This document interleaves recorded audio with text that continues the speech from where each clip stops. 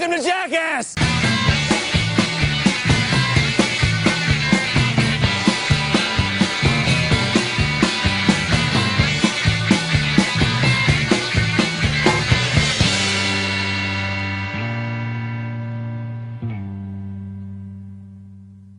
Zdravím všetkých poslucháčov. Vítajte pri prvom podcaste našej stránky Jackass.sk.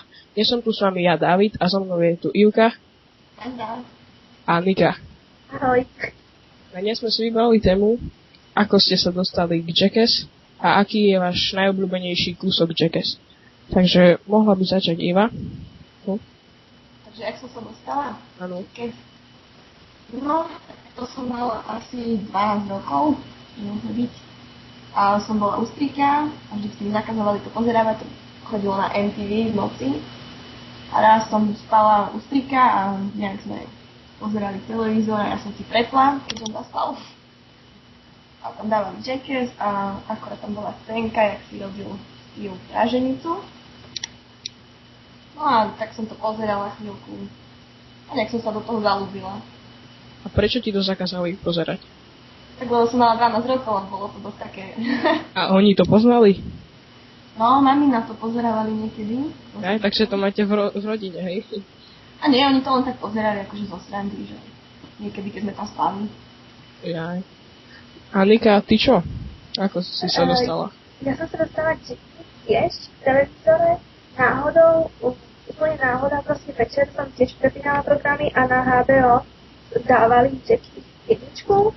A tiež som sa do toho zapozerala nejak a potom som si našla proste informácie o tom na internete a ďalšie diely. A teď bolo o Jackass.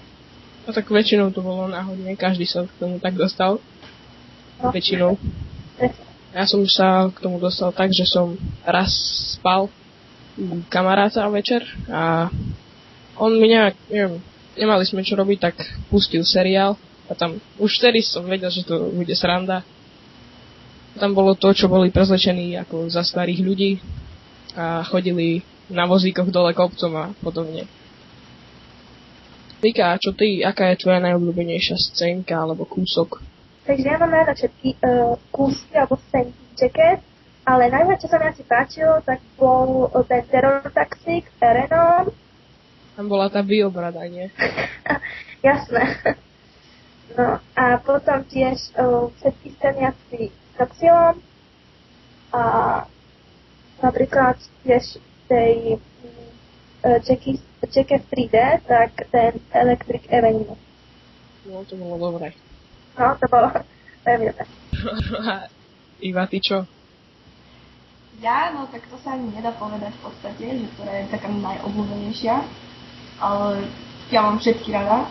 Ale tak na takých, čo som sa najviac asi smiala, tak to bolo High Five.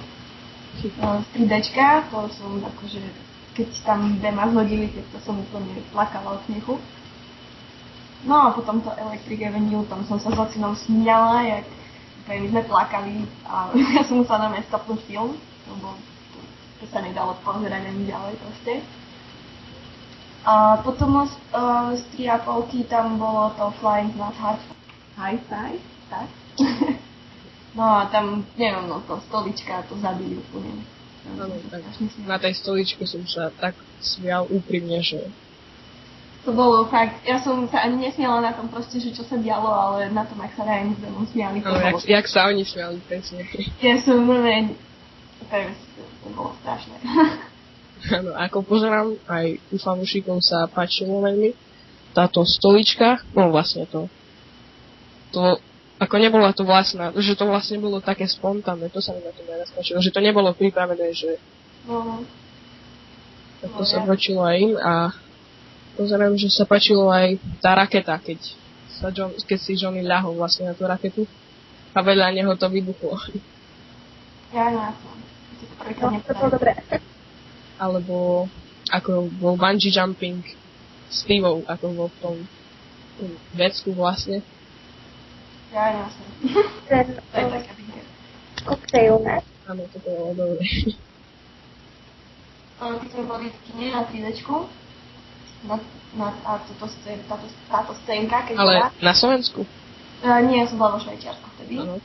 A A sme na to išli s kamarátkami, ja som ich prehovorila teda, lebo však oni to nepoznali nejako, oni nevedeli, čo to je. Tak som ich prehovorila, že však poďte, že čo, že bude sranda. Nakon som ich prehovorila a sme tam išli. A nám dali tie okuliare a to bolo normálne akože od sponzorov sme dostali normálne Ray-Bany, ako 3D okuliare. My sme mohli aj nehať. A sme išli ako tam, no a už keď bola táto scénka, ako tam vystrelili, tak normálne ľudia v tej sále mi začali kašľať, tam skoro povracali všetci. Boli hlavne. No škoda, že sa to nemyslelo na Slovensku v 3D ani nejak. No, to bolo a bolo to dosť ráno, no. No presne. Tam vystrelili z tej, neviem, čo to bolo, z takej zbrane tam vystrelili ten Ja viem. Celým svetom putoval. No, ten gumený. No. Penis, alebo tom povedať. No a tam to tiež bolo akože v 3D vlastne, že na začiatku to bolo rozmazané, že nevedeli, čo to je. A potom, ak sa to priblížilo, to bolo také veľké, že čo, že fuj. A neutieroval si okuliare, keď bol ten koktejl? Vieš, mokrá kamera. Ale to práve, že nebolo ani tak v 3Dčku moc nejaké extra. Neviem, nevidela som tam nejaké špeciálne efekty. Lebo ja, čo som bol raz na 3D, neviem, aký to bol film a keď tam vlastne vystrekla voda, tak ja som sa zabudol a som si povyteral okuliare.